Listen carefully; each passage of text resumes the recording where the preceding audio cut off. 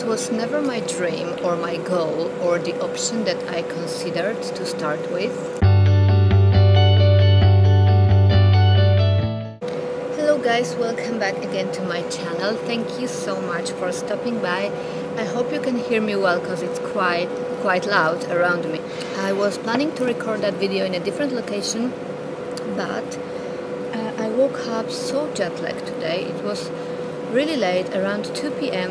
I was really extremely tired, and now I'm starving and I had no time to arrange anything different. I just came to eat in this beautiful location here. As you can see, this is in Masdar city where I live.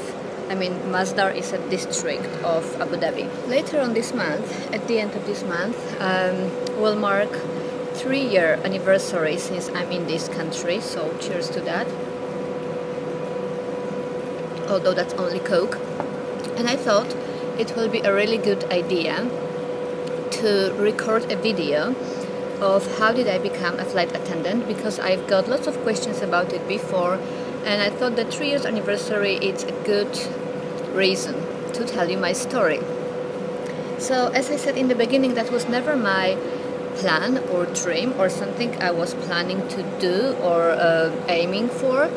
I never even thought that was an option. I never knew anything about any airlines. I've never ever before heard of Etihad before. I never knew what that is.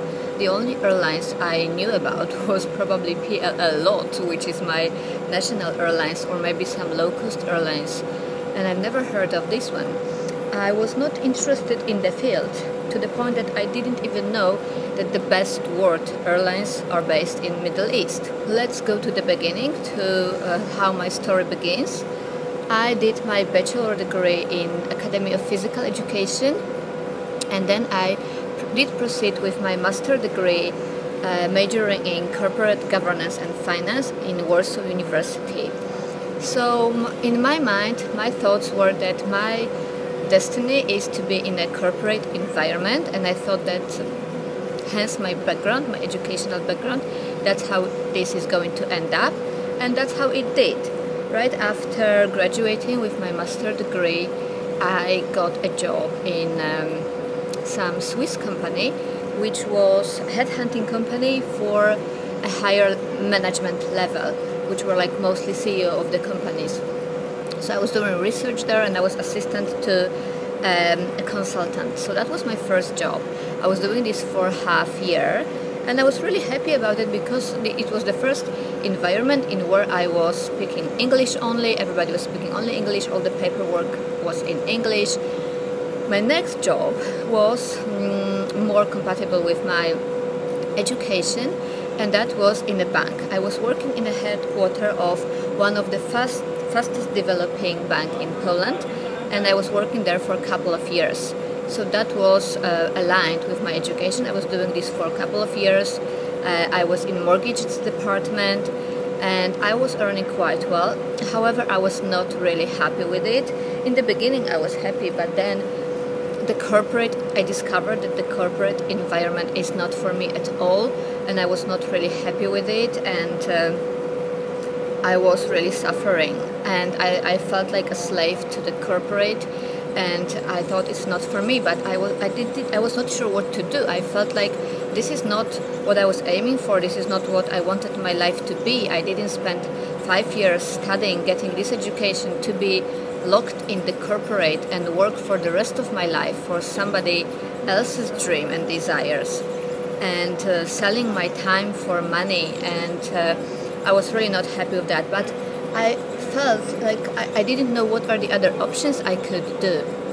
So I quit that job, and I decided to open my own company, and I opened translation agency, and I was running it for a year. I was not a translator, I was hiring translator. It was a franchising agency, and I was running it for about a year. It was not going really very well. I was not making lots of money of it, mostly because due to my personal situation at the time, I was not really able to commit and invest my time well enough to run a business.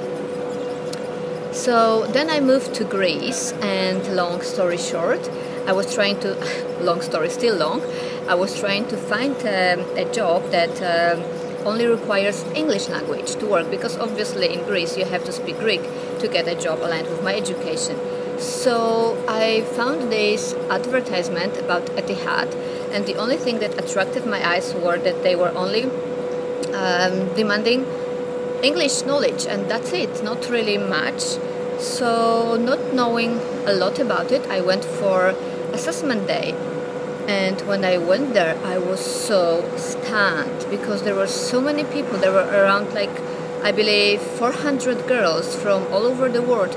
Some of them were flying from another countries just to get to this open day. Some of them were trying for the second or third time, and that was their long-term dream to get this job. So they sacrifice and invest so much time and energy to get this job. And then there was me there who didn't even know what that is, what is this all fuss about. I just walked there randomly from the street, not planned. It was so random. I found out about it like 3 days before, and then I went for an interview. So it was not something I was researching for or planning. So at the interview, for which I was completely not prepared, the interviewer told me that I'm overeducated for this job, and I have more experience than she has, which I found funny. I said, okay, fair enough, I'm not getting to get this job. It's not like something I was dying for anyway.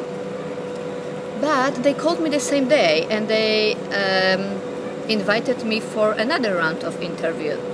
So, as you know, things went by. There were a few more interviews. There were like 3 meetings in total. I passed, I got a job. I was chosen as one of 12 from all of those huge amount of girls who went there. So I was really excited, because then throughout those meetings I then finally found out what Etihad is, and then I understood how huge it is to be a part of this company, and I was really happy.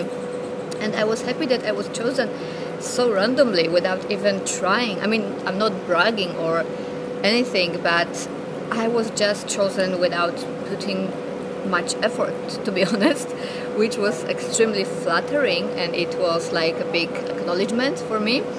So I was really happy about that. Yeah, that concludes my story. That's how I got into Etihad. Already been 3 years since I'm here, and the time passed really, really fast. The reason why I'm telling you this story is that not everybody's path is the same, and being like 20-something, you cannot really plan your life from the beginning how it will be until the end.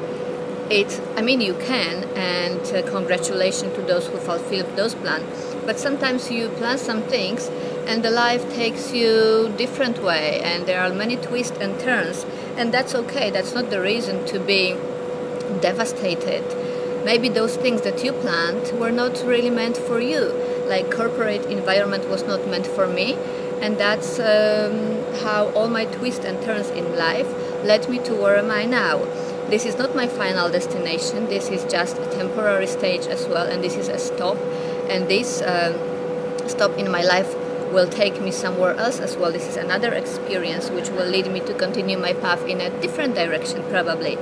But what I want to tell you that you should not limit yourself and close your eyes only to what do you think your society or parents wants you to do or what you think you should do.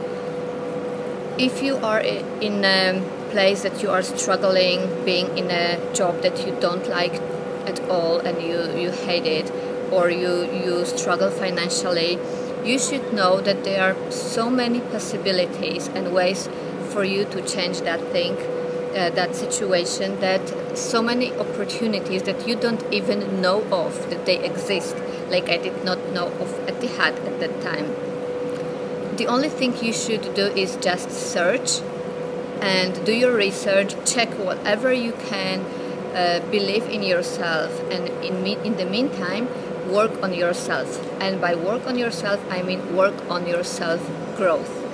Self-growth is the biggest investment you can do in your life, because it will always pay off, and that applies to personality, to self-confidence, to working on your development, all of these things. So all those steps which have nothing to do with themselves, my education and previous job experience, they don't have anything in common, led me to the place in where I'm more happy now than I used to be working in the bank. And believe me, I earn as much as the director of department in that bank back then. So as you can see, quitting this job paid off for me very well. And at that time I thought, like, what am I going to do? I'm never gonna find better job than this. This is the best I could do. No, you should never limit yourself to this way of thinking that where you are now is the best you can do. Challenge yourself to always think that you can do better, although you don't know yet what that is. So I hope you found this video useful and interesting. If you are new to my channel, please subscribe to it. Give this video a thumbs up if you like it. And let me know down in the comment what you think about this video.